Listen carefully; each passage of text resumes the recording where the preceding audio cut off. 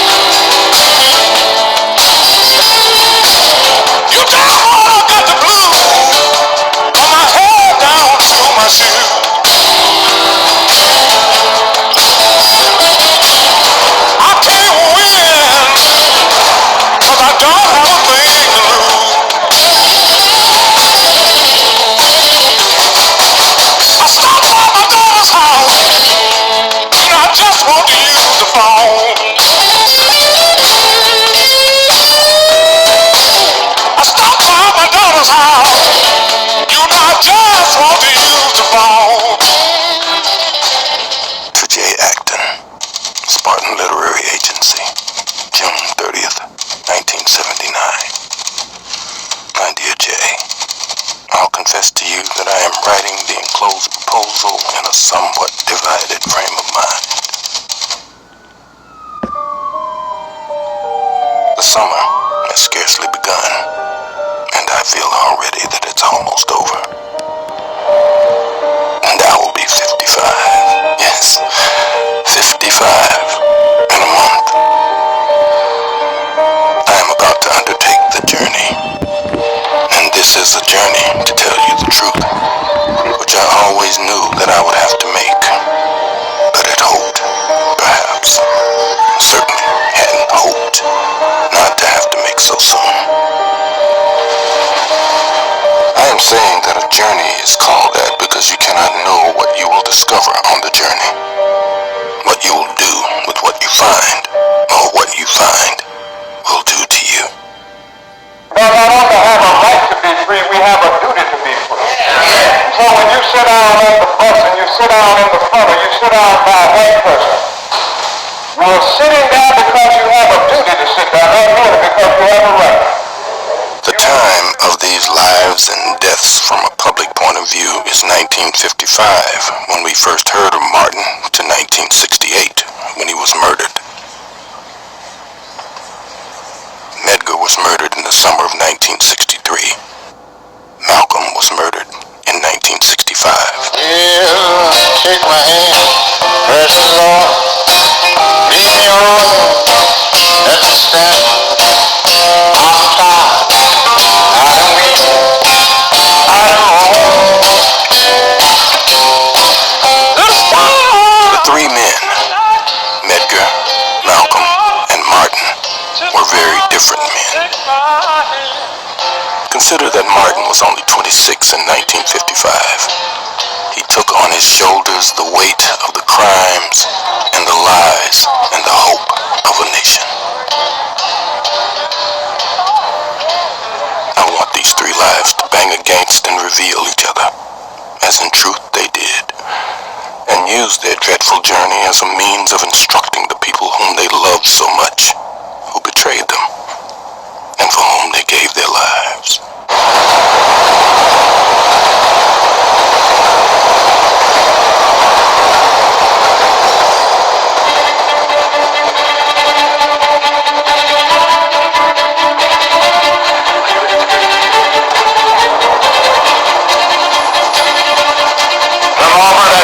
child walks into the school, every decent, self-respecting, loving parent should take his white child out of that broken school.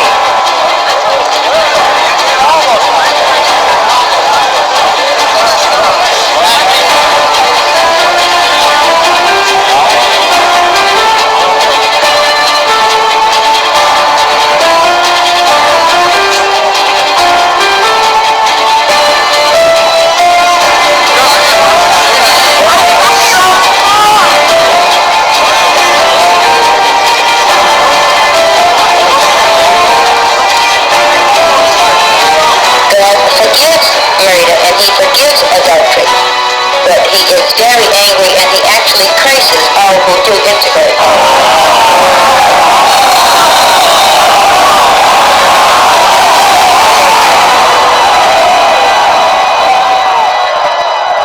That's when I saw the photograph. On every newspaper kiosk on that wide tree-shaped boulevard in Paris were photographs of 15-year-old Dorothy Counts being reviled and spat upon by the mob as she was making her way to school in Charlotte, North Carolina. There was unutterable pride, tension, and anguish in that girl's face as she approached the halls of learning, with history jeering at her back. It made me furious. It filled me with both hatred and pity, and it made me ashamed. Some one of us should have been there with her. But it was on that bright afternoon that I knew I was leaving France. I could simply no longer sit around Paris discussing the Algerian and the Black American problem. Everybody else was paying their dues, and it was time I went home and paid mine. If you was white, you'd be alright. If you was brown, you'd stick around. But as you black, oh brother, get back, get back, get back.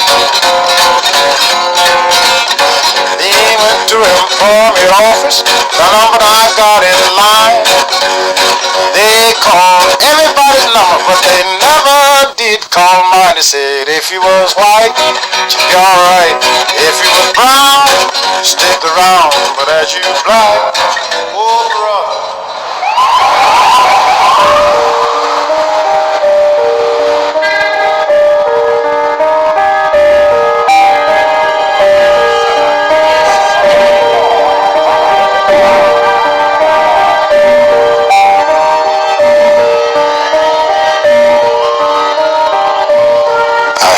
Come home. If there was in this some illusion, there was also much truth. In the years in Paris, I had never been homesick for anything American. Neither waffles, ice cream, hot dogs, baseball, majorettes, movies, nor the Empire State Building, nor Coney Island, nor the Statue of Liberty, nor the Daily News, nor Times Square.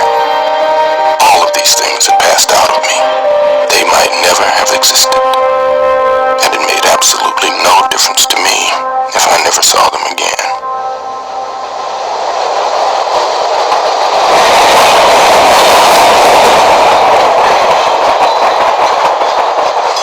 But I missed my brothers and sisters and my mother.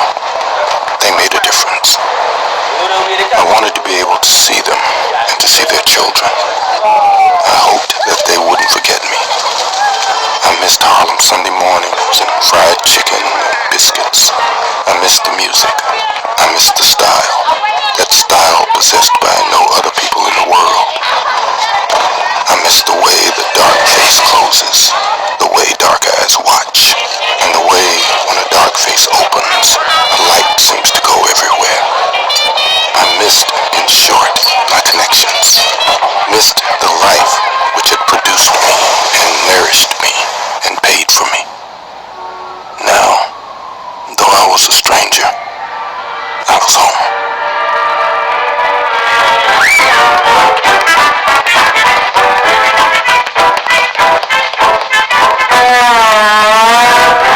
I'm fascinated by the movement on and off the screen. I'm about 7. I'm with my mother or my aunt. The movie is Dance, Fools Dance.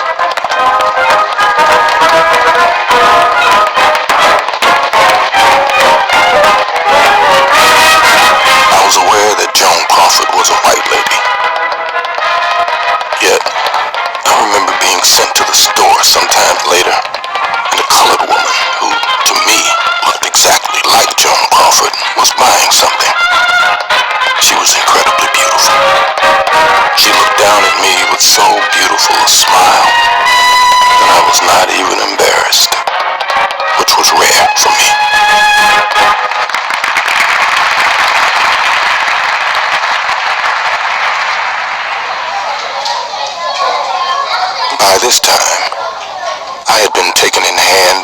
young white school teacher named Bill Miller.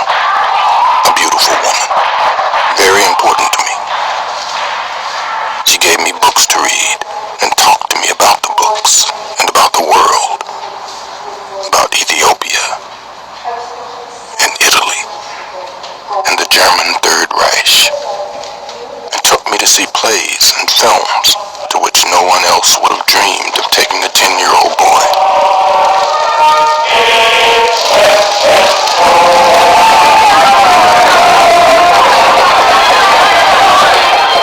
It is certainly because of Bill Miller, who arrived in my terrifying life so soon, that I never really managed to hate white people. Though God knows, I have often wished to murder more than one or two.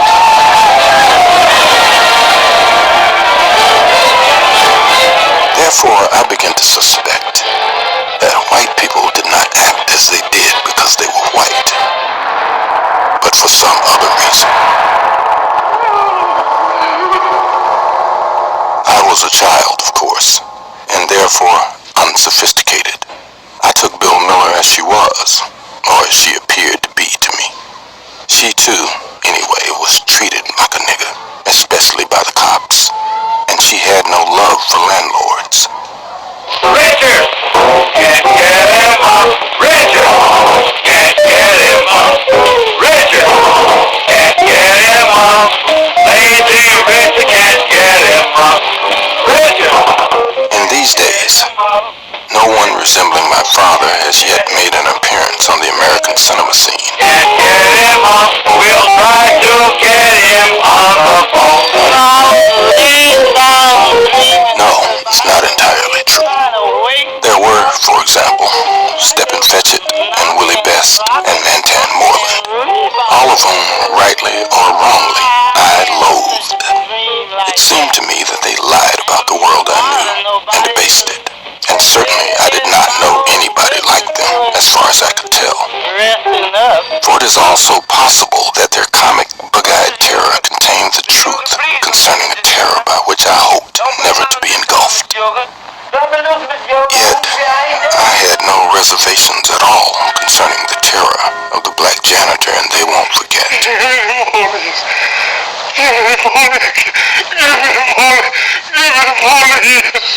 I think that it was a black actor named Clinton Rosemond who played this part, and he looked a little like my father.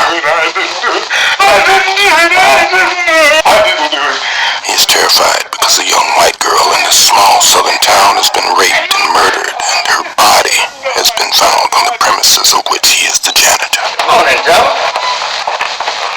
The role of the janitor is small, yet the man's face bangs in my memory until today. Nobody says you have, Tom, but they might. The film's icy brutality both scared me What for? and strengthened me.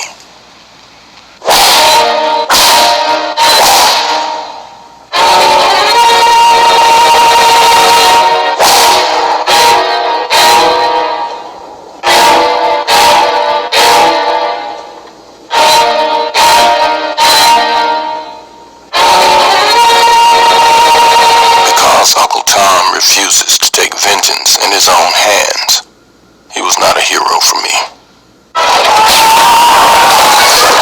Heroes, as far as I could see, were white, and not merely because of the movies, but because of the land in which I lived, of which movies were simply a reflection. I despised and feared those heroes because they did take vengeance into their own hands. They thought vengeance was theirs to take. And yes, I understood that. My countrymen were my enemy.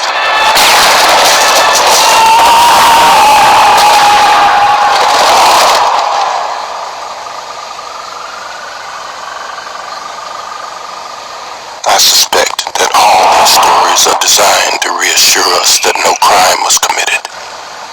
We made a legend out of a massacre.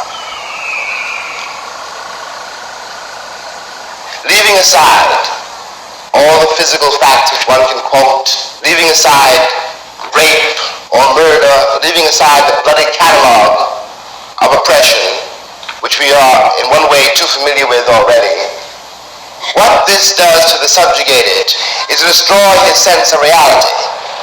This means, in the case of an American Negro, born in that glittering republic, and in the moment you are born, since you don't know any better, every stick and stone and every face is white. And since you have not yet seen a mirror, you suppose that you are too. It comes as a great shock, around the age of 5 or 6 or 7, to discover that Gary Cooper killing off the Indians when you were rooting for Gary Cooper, that the Indians were you. It comes as a great shock to discover that the country, which is your birthplace, and to which you owe your life and your identity, has not in its whole system of reality evolved any place for you. My dear Jay, you must, it is to be hoped, be as curious as I am concerning the execution of this book project. I know how to do it, technically. It is a matter of research and journeys, and with you or without you, I will do it anyway. I begin in September when I go on the road. The road means my return to the South. It means briefly, for example, seeing Merle Evers and the children, those children who are children no longer. It means going back to Atlanta, to Selma, to Birmingham. It means seeing Coretta Scott King and Martin's children. I know that Martin's daughter, whose name I don't remember, and Malcolm's oldest daughter, whose name is Atala, are both in the theater, and apparently are friends. It means seeing Betty Shabazz, Malcolm's widow, and the 5 younger children. It means exposing myself as one of the witnesses to the lives and deaths of their famous fathers. And it means much, much more than that. A clod of witnesses, as old St. Paul once put it.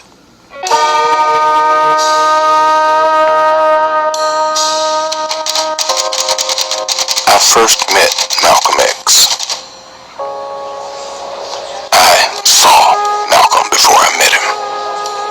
I was giving a lecture somewhere in New York. Malcolm was sitting in the first row of the hall, bending forward at such an angle that his long arms nearly caressed the ankles of his long legs, staring up at me. I very nearly panicked. I knew Malcolm only by legend, and this legend, since I was a Harlem street boy, I was sufficiently astute to distrust. Malcolm might be the torch that white people claim he was, though, in general, white America's evaluations of these matters would be laughable and even pathetic, did not these evaluations have such wicked results. On the other hand, Malcolm had no reason to trust me either, and so I stumbled through my lecture, with Malcolm never taking his eyes from my face. Don't know why there's no sun up in the sky, stormy weather, since my man and I together. Keeps raining all the time.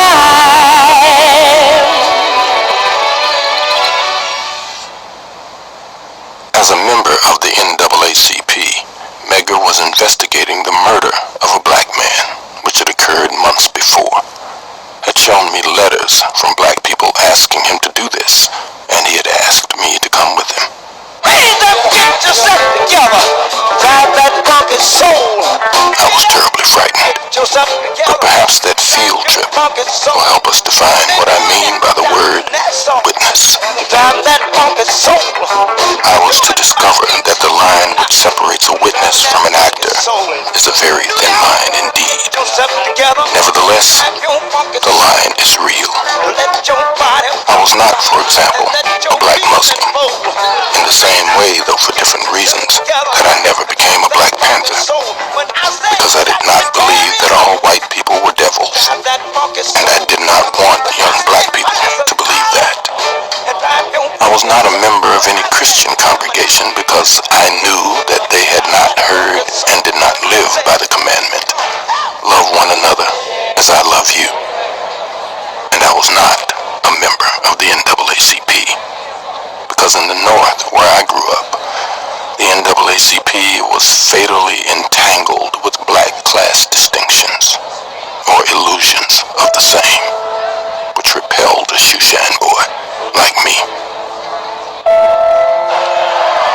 I did not have to deal with the criminal state of Mississippi hour by hour and day by day, to say nothing of night after night. I did not have to sweat cold sweat after decisions involving hundreds of thousands of lives. I was not responsible for raising money, for deciding how to use it. I was not responsible for strategy, controlling prayer meetings, marches, petitions, voting registration drives. I saw the sheriffs, the deputies, the storm troopers more or less in passing.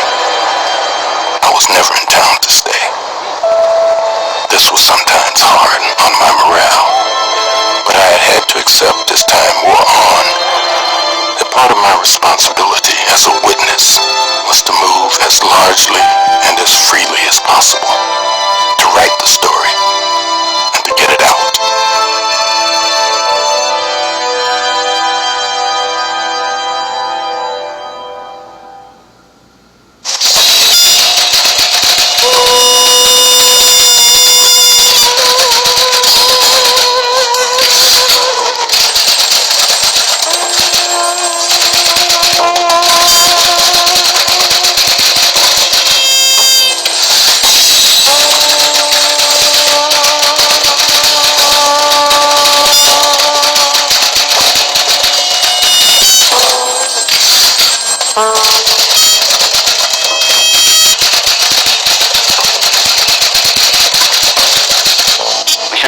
Concerned with but one goal, the eradication of crime. The Federal Bureau of Investigation is as close to you as your nearest telephone. It seeks to be your protector in all matters within its jurisdiction. It belongs to you.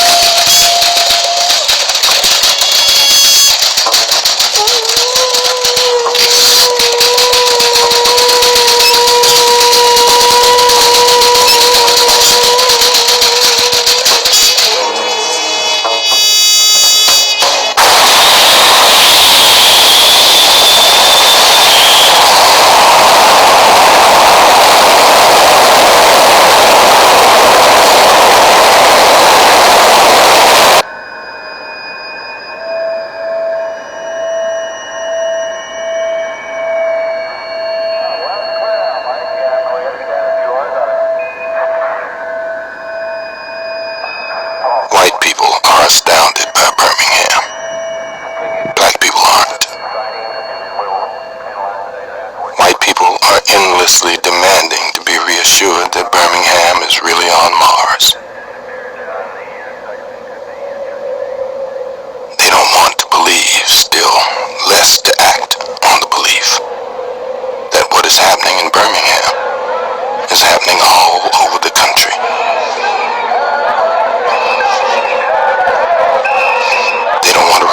That there is not one step morally or actually between Birmingham and Los Angeles.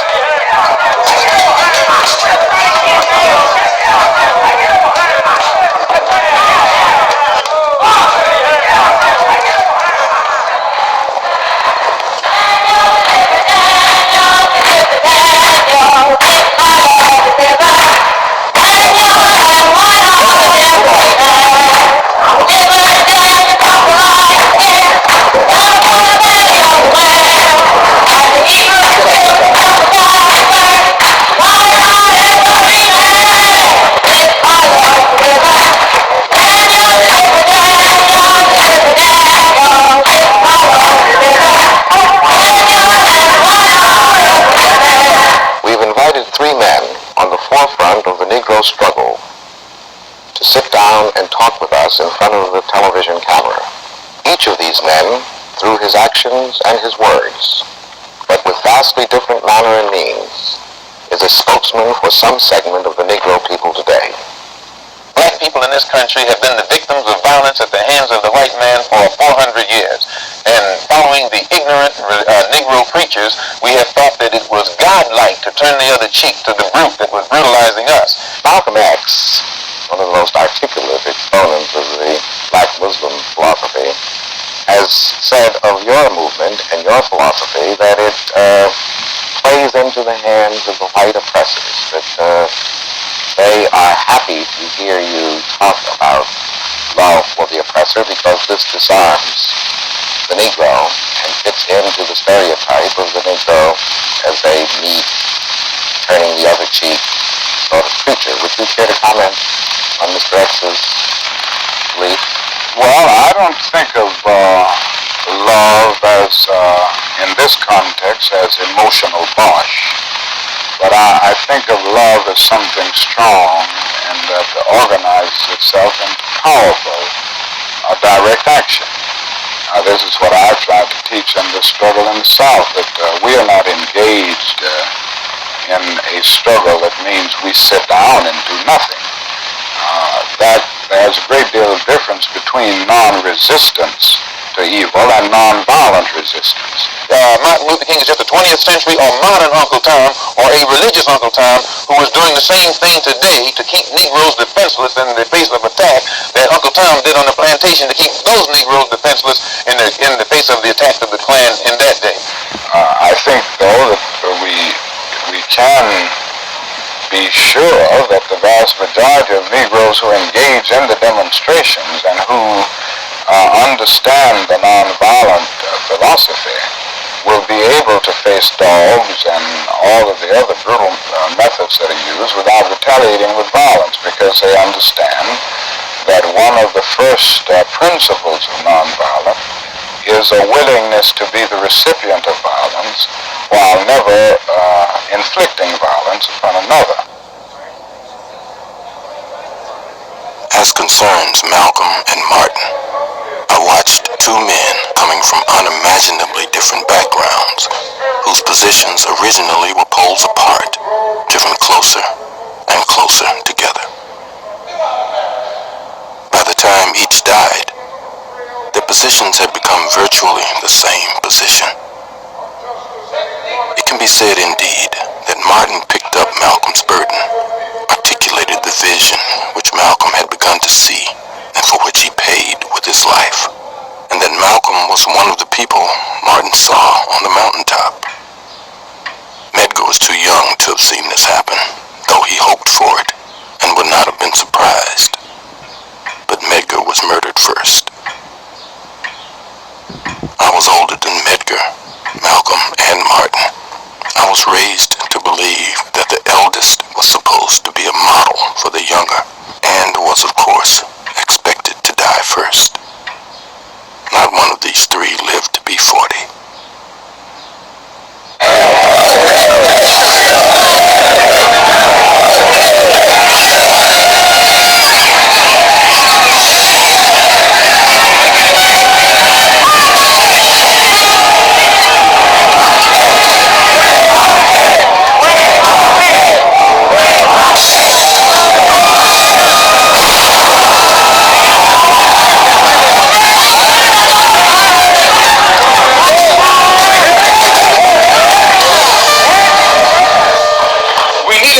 That no one downtown loves. We need one that's ready and willing to take action. Any kind of action, by any means necessary. When Malcolm talks, one of the Muslims talk, they articulate for all the Negro people who hear them, who listen to them, they articulate their suffering. The suffering which has been in this country so long denied. That's Malcolm's great authority over any of his audiences. He corroborates their reality. He tells them that they really exist, you know.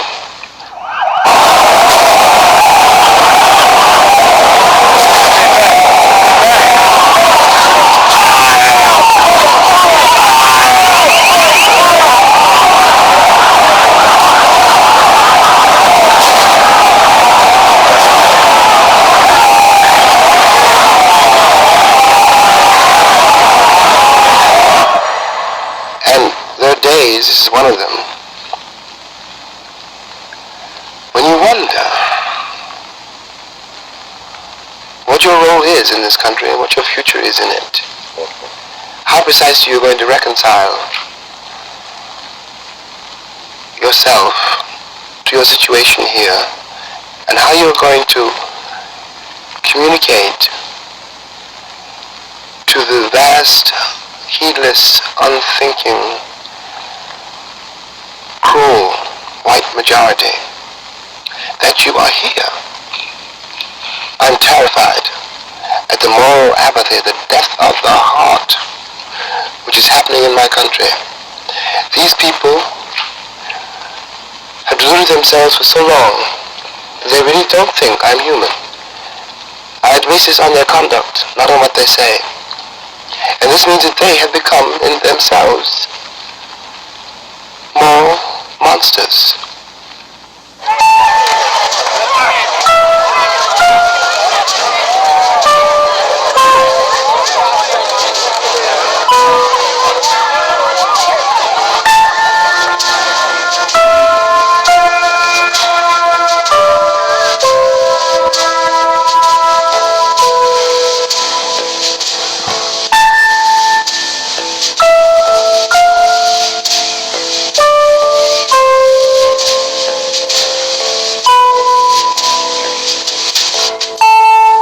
Most of the white Americans I've ever encountered, really, had a Negro friend or a Negro maid or somebody in high school, but they never, or rarely, after school was over or whatever, came to my kitchen. We were segregated from the schoolhouse door. Therefore, he doesn't know. He really does not know what it was like for me to leave my house, leave the school and go back to Harlem. He doesn't know how Negroes live. And it comes as a great surprise to the Kennedy brothers and to everybody else in the country. I'm certain, again, like most white Americans I have encountered, they have I'm sure they have nothing whatever against Negroes. That's really not the question.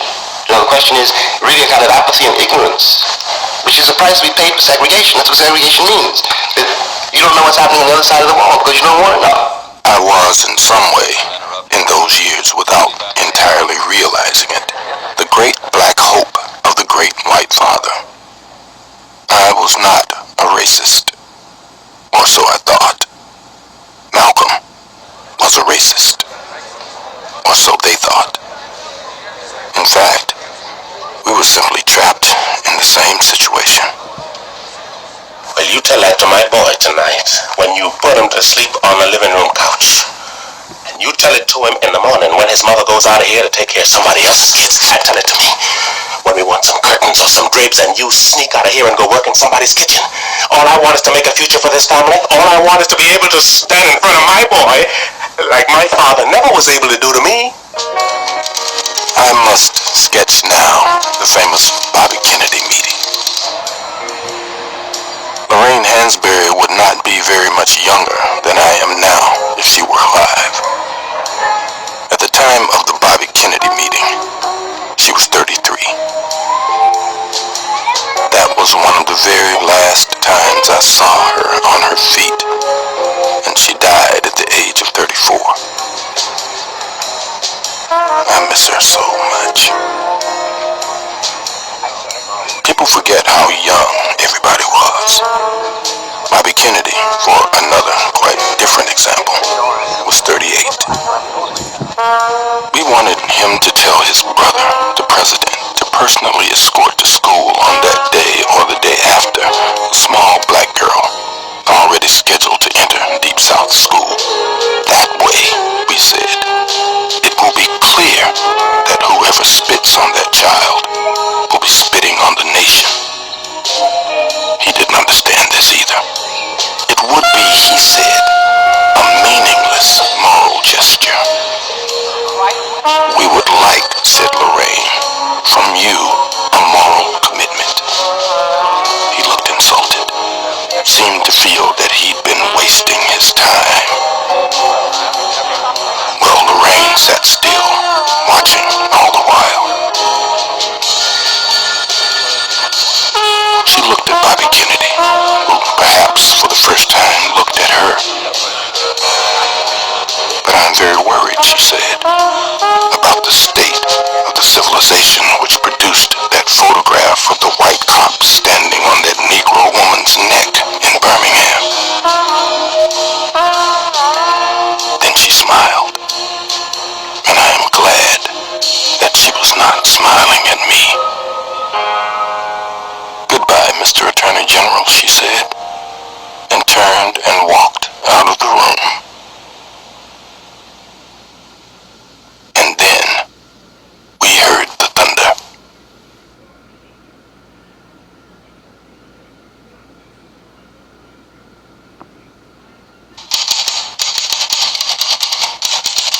The very last time I saw Medgar Evers, he stopped at his house on the way to the airport so I could autograph my books for him, his wife, and children.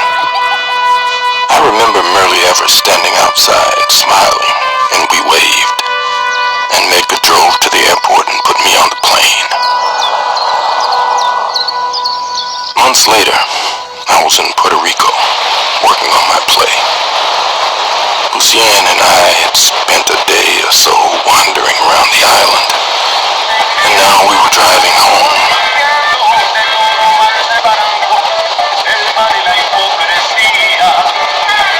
It was a wonderful, bright, sunny day. Top of the car was down. We were laughing, talking, and the radio was playing. And the music stopped. And a voice announced that Medgar Evers had been shot to death in the carport of his home, and his wife and children had seen the big man fall. Evers was buried from the bullet he caught. They wore him down as a king. But when the shadow is done, it's on that fire's done. You'll be by his grave on the stone that remains, carved next to his name. His epitaph plain. Oh, see upon in their game. The blue sky seemed to descend like a blanket, and I couldn't say anything. I couldn't cry. I just remembered his face, a bright, blunt, handsome face, and his weariness, which he wore like his skin, and the way he said road for road. And his telling me how the tatters of clothes from a lynched body hung, flapping in the tree for days, and how he had to pass that tree every day. Medgar, gone.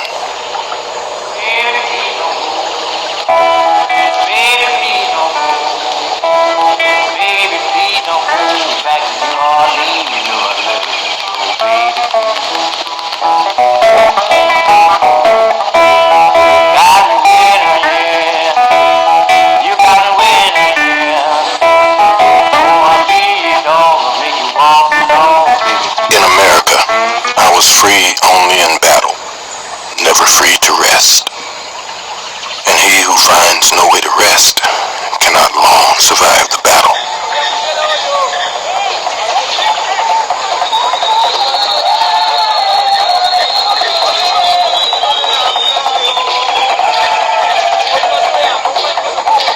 And the young white revolutionary remains in general far more romantic than a black one.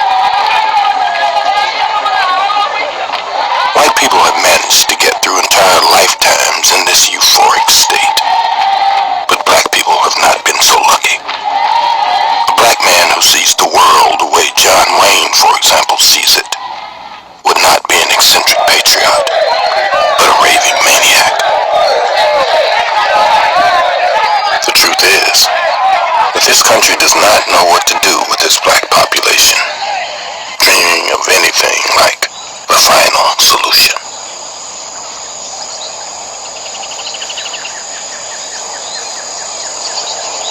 The Negro has never been as docile as white Americans wanted you to be.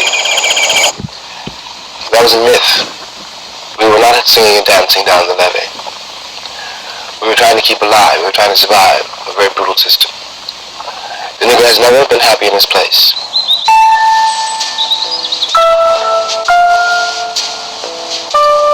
One of the most terrible things is that, in fact, whether I like it or not, I am an American. My school really was the streets of New York City. My frame of reference was George Washington and John Wayne. But I was a child. The child whose eyes in the world, he has to use what he sees. There's nothing else to use. And you are formed by what you see, the choices you have to make, and the way you discover what it means to be black in New York. And then throughout the entire country. I know how you watch as you grow older. And it's not a figure of speech. The corpses of your brothers and your sisters pile up around you. And not for anything they had done. They were too young to have done anything. But what one does realize is that when you try to stand up and look the world in the face like you had a right to be here, you have attacked the entire power structure of the Western world. Forget the Negro problem. Don't write any voting acts. We have that called the 15th Amendment. During the Civil Rights Bill of 1964, what you have to look at is what is happening in this country. And what is really happening is that brother has murdered brother knowing it was his brother. White men have lynched Negroes knowing them to be their sons.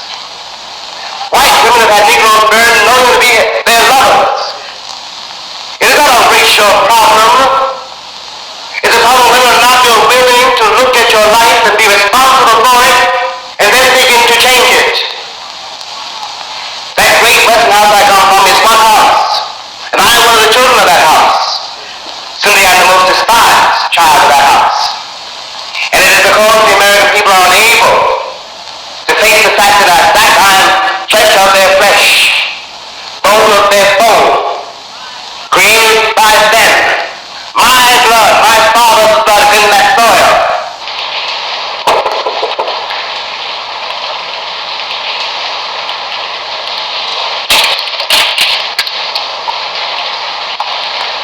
Good afternoon, ma'am. It's raining so hard. I brought rubbers and coat to fetch my little girl home. I'm afraid you've made some mistake. Ain't this the 3B? Yes. Well, this is it. She can't be it. I have no little colored children in my class. Oh, thank you.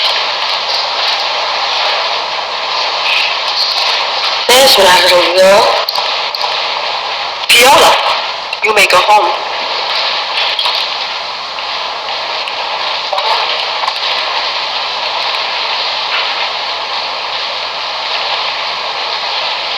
I didn't know she was colored. Neither did I. I hate you. I hate you. I hate you. Viola. Viola.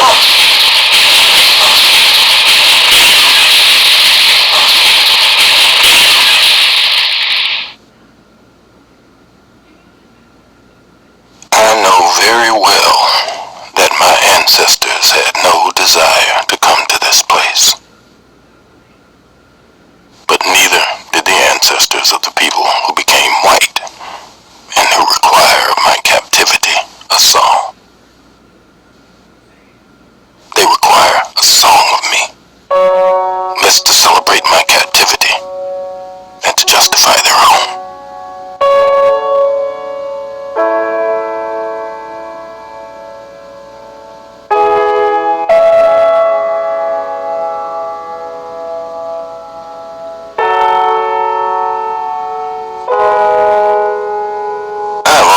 Been struck in America by an emotional poverty so bottomless and a terror of human life, of human touch, so deep that virtually no American appears able to achieve any viable organic connection between his public stance and his private life.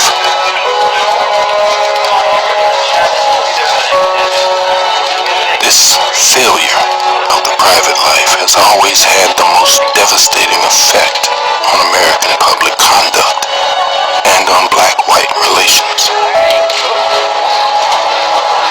Americans were not so terrified of their private selves, they would never have become so dependent on what they called the Negro problem. But they said it wasn't nice to say nigger. Nigger! Nigger! Nigger! Poor little nigger kids! Love the little nigger kids! Oh, not me! Oh, not me! This problem, which they invented in order to safeguard their purity, has made of them criminals and monsters, and it is destroying them. This, not from anything blacks may or may not be doing, but because of the role of a guilty and constricted white imagination as assigned to the blacks.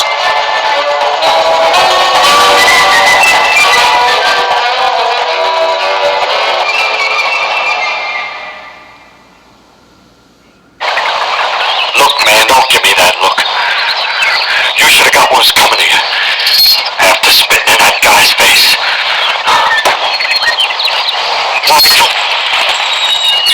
It is impossible to accept the premise of the story, a premise based on the profound American misunderstanding of the nature of the hatred between black and white. That time is now. The root of the black man's hatred is rage, and he does not so much hate white men as simply wants them out of his way, and more than that, out of his children's way. The root of the white man's hatred is terror, a bottomless and nameless terror, which focuses on this dread figure, an entity which lives only in his mind.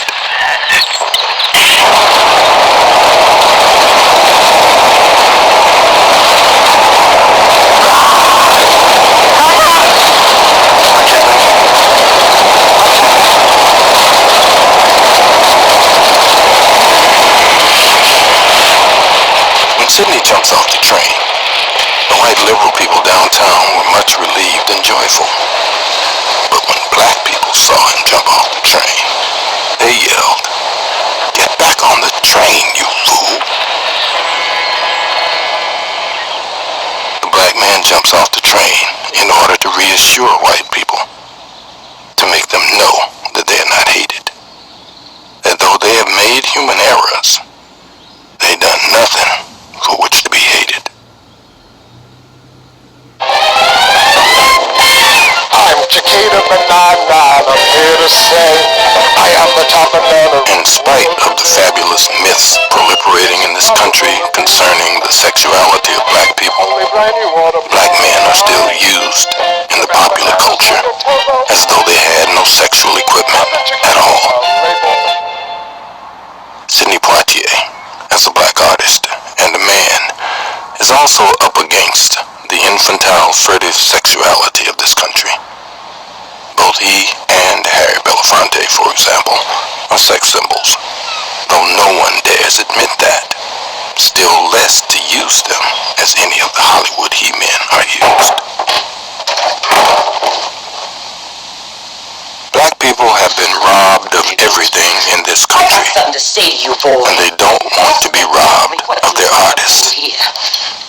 Black people particularly disliked Guess Who's Coming to Dinner because they felt that Sidney was, in effect, being used against them. What kind of doctor you suppose? Guess Who's Coming to Dinner may prove in some bizarre way to be a milestone, because it is really quite impossible to go any further in that particular direction. If you ever plan to motor west, The next time, travel my kissing way, will have to start. take the highway, that's the best. Well, got your ticket? Here you are. Thank you. I am aware that men do not kiss each other in American films, nor for the most part in America, nor do the black detective and the white sheriff kiss here. You take care. You hear?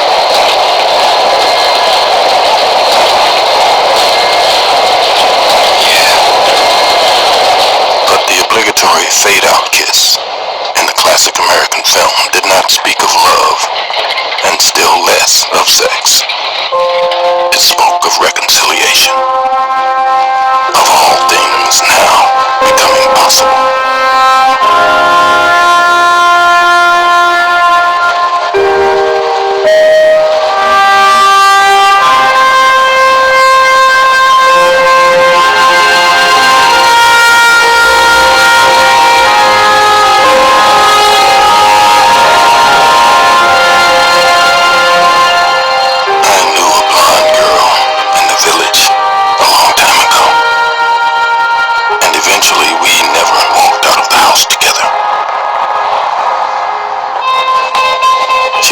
Safer walking the streets alone than when walking with me.